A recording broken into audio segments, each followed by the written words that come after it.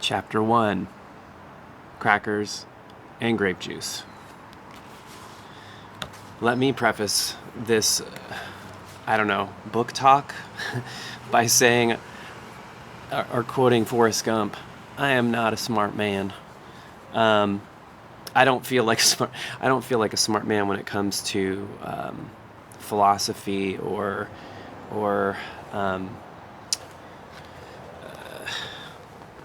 discussions of faith.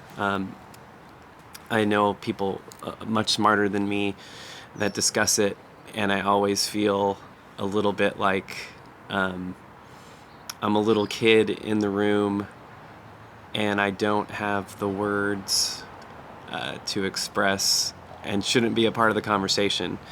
But the thing I like about what I'm reading so far is that I feel like I recognize myself and that I'm being invited in. And so I'm going to just take through a little bit of what I got out of what I read in chapter 1.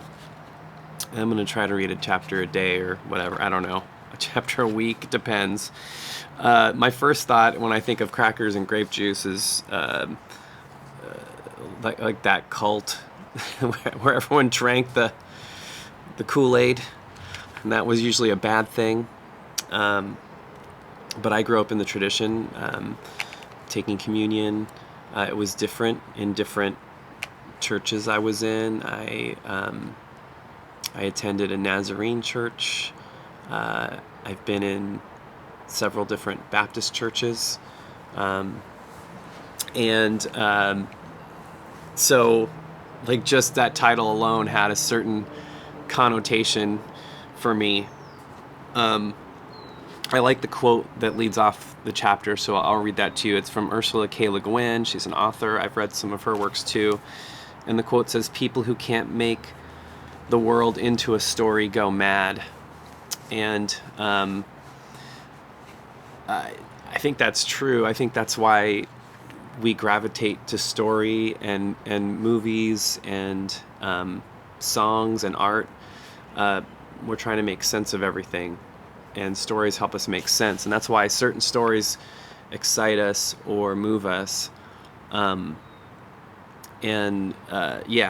anyway, so as I was reading this, it starts out with a very, as someone who grew up in the church, I found it completely relatable.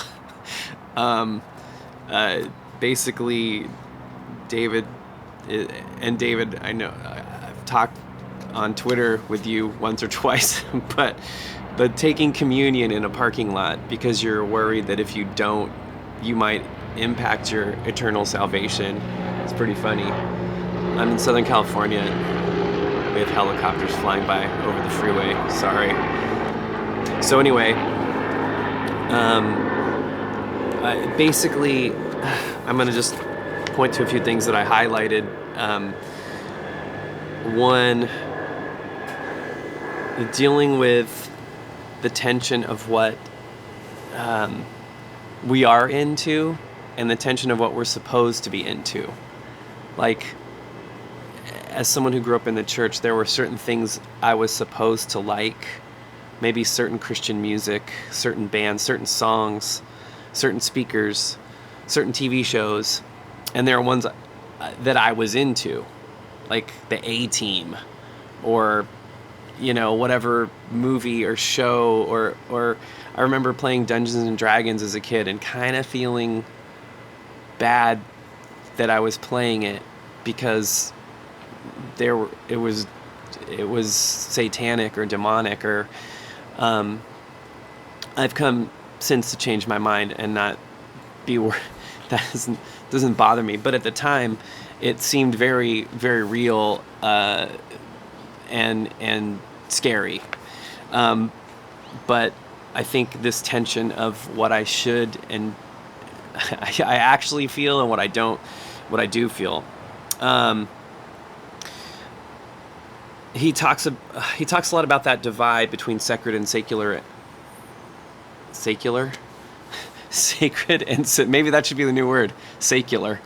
Like that wanting to not be torn apart, that all of the things that we experience, that we enjoy, be a part of who we are, and that we don't have to divide it into, there's just this Christian thing, and then there's this thing that I do on the side, that everything can be sacred. And I'll keep reading. So like, this is the title of the book, Life's Too Short to Pretend You're Not Religious. He conveniently has a nice box where there's a big box around a quote, but I think it's good. It says, the question of religion is the question of who and what we're bound to, how it is we find ourselves tied up, and what our biggest big ideas actually are. So I think a lot of people, there's baggage with saying you are religious or you belong to a religion. Some people want to say, I am not religious, and they want to cut ties with, Westboro Baptist. I get it. And if you go to Westboro Baptist, I'm sorry that I hope this doesn't hurt your feelings too greatly, but, I don't want to be associated with that at all, that kind of hate. So I understand when people want to cut ties with religion. But I've grown up around so many people who I love and respect, who are a part of organized religion, that are such good people and such wonderful people and such loving people. And I know a lot of people who aren't a part of organized religion who are great people and lovely people and loving people. So that's the tension. And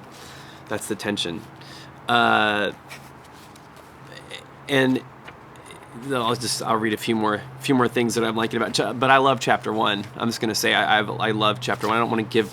I don't know. There's a little storyline to it, and there's a lot of great observations. There was. Yeah, I'm not editing this either, so it's just going to be a little rambling. And if you don't like that, you should just stop now, probably. Yeah, he talks about sort of like some people in his life who were there are certain things that he wouldn't want to pass down to his children, but he doesn't want to completely dismiss it. And I feel the same way. I absolutely don't want to. I don't feel that I want to cut ties, cut branches, chop down the tree of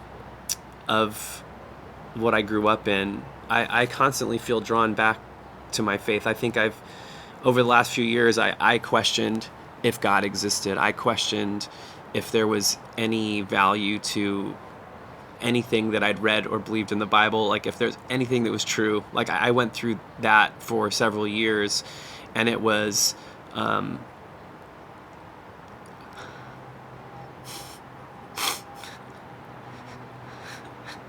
every time I talk about it, this is how I feel. Broke my heart, tore my heart, and the more I talk about it, the easier it gets. But I know the pain of believing something and feeling like it's not true anymore, and then struggling through to find what the truth is. And so I'm at the point where I'm trying to find what the truth is in what I believe. And I still believe. I don't know if I believe everything, but I still believe. And it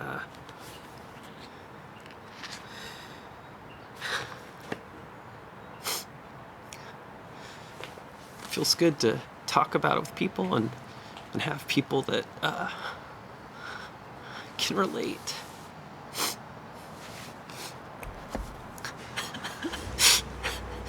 It wasn't my plan. I've been crying like this a lot over the last couple of years. And it's because I can't